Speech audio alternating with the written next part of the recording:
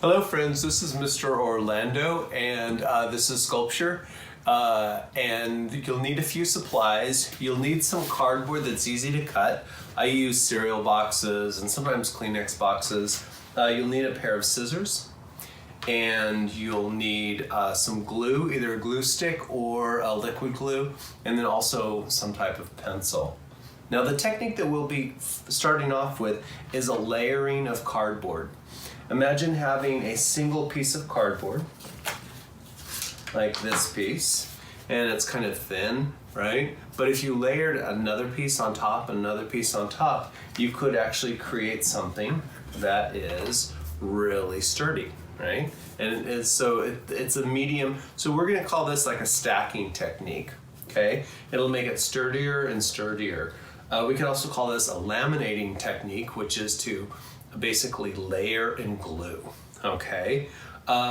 Here is a key that I made, and again, I traced a key, and then I just put that first tracing, cut it out, and then put it on top of a piece of cardboard, and then cut it out, and then did it again, and again, and again. For our first assignment, we are going to basically create some change. So we're gonna make some change out of cardboard, okay? Feel free to watch the entire this entire episode, or if you feel like you've kind of got the techniques, feel free to go ahead and go into your own studio practice where you're using a layering technique. And what I want you to do is I want you to create an object, something, right? And I want you to write a little story about that something, okay?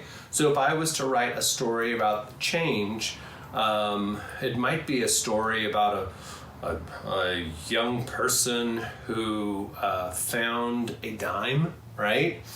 And went to go buy some candy. And on their way to the candy store, they found a quarter, and just so on and so on. So you can come up with some type of story. But what I really want is a little narrative that you're gonna write. And it could also be a poem, it could be whatever you'd like with this one object that you're going to work on, okay? And I'll show you some objects that I've created. Of course, here's some change. I showed you the key. Here is a wristwatch. I did a whole bunch of cell phones. And I was really just using the cell phone that I had at the time, and you can see I started off in the 80s, went into the 90s with my flip phone. I love this phone. And then I went over to the iPhone, which is actually what I'm filming on, so I can't really show you. But what I like about having the object and then trying to make the object is that you can simply trace it and you can kind of see how to make it. This would be something that I could actually make just in that context. I also have, let's see, a little camera here, and this has a stacking technique, and then it also has where I made an empty cylinder, and I'll show you that technique in this first series, okay? So please come join me at the teaching table. And again, if you think you've figured it out how you want to approach this, then go ahead and move on your own for this first series, okay? Have a great day. So let's start off with our supply list. The first thing that you're going to need is a pair of scissors. You'll need some type of glue. You could either do liquid glue or you could do a glue stick. Then you'll need some type of pencil or writing utensil. You could also use a pen. And then you'll need kind of like an empty box of cereal. I have, let's see, Captain Crunch, and then I also have Cheerios. And you're gonna use, this is gonna be your primary building material for this project. So today what we're gonna be doing is we are going to make some change. And so we are gonna go ahead and gather some change. I've got a penny, a dime, a nickel, and a quarter. So we're gonna go ahead and we're going to use these coins as a reference for us to make to actually make some coins. So the first thing that we're going to do is we're going to go ahead and open up a box, and we are going to use a section of this for the beginning of our project. Now I like using cereal boxes because they're very easy to cut, but yet they're sturdy so that you can actually construct something. So today what we're going to do is we're really just developing a skill in the beginning of our language for sculpture. So this is going to be one of our major building materials. So the first thing I'm going to do is I'm going to go ahead and take a quarter, and I'm going to go ahead and trace around it. Okay, this should give me a circle, right? And then what I'm going to do is I'm going to go ahead and draw what I see right there. I see I see the word liberty. And then I see kind of the structure of a face, George Washington, hair, a few little words, and then a date down here. So I'm going to go ahead and do that, but I'm going to fill it in quite nicely. So what I've done here is I've gone ahead and completed this drawing. So what I did here is I started off just with pencil, and then I took a black pencil and a white pencil, and I went ahead and filled them in. And the reason why I'm doing it before I even cut it out is because it's easier to actually draw on something that's flat. And then I'm going to fill all the way out to the outside so that when I do cut it, it's kind of drawn right to the edge. Because if I tried doing this after I've cut it, then I won't be able to get kind of pencil out to the very outside. So what I'm going to do is I'm going to go ahead and cut all the way around.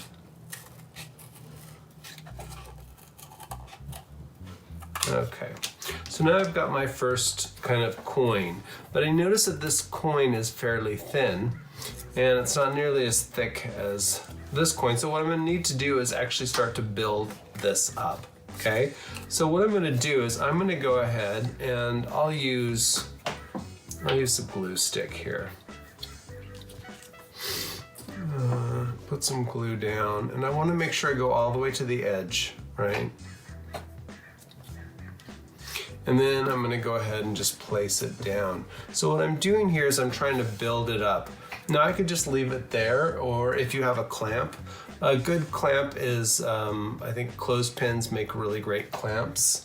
Then there's also a, what's it called? Like a binder clip. Those would be two really great clamps that you could use. So this one I've already done, and I just like set it down.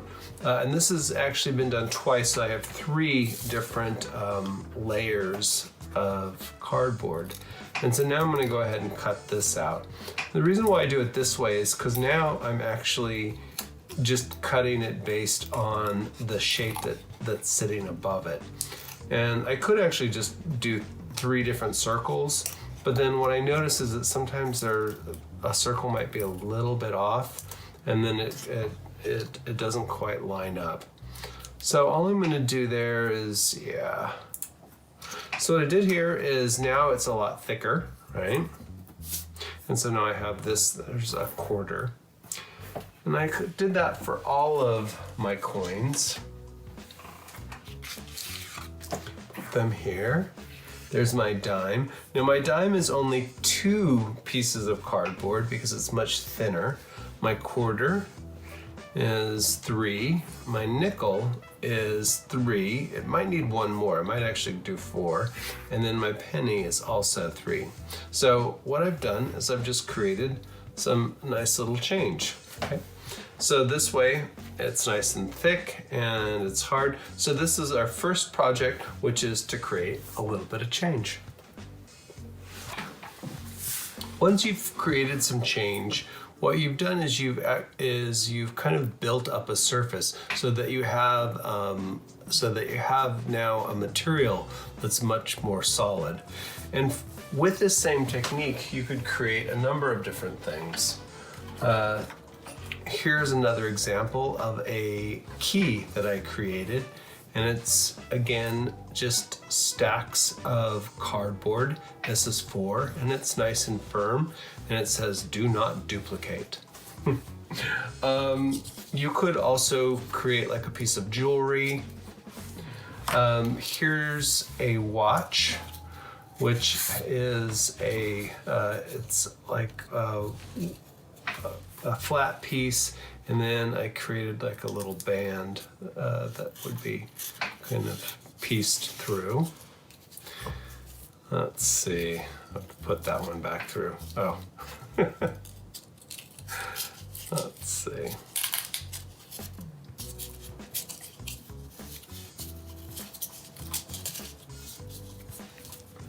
There's a sweet little watch.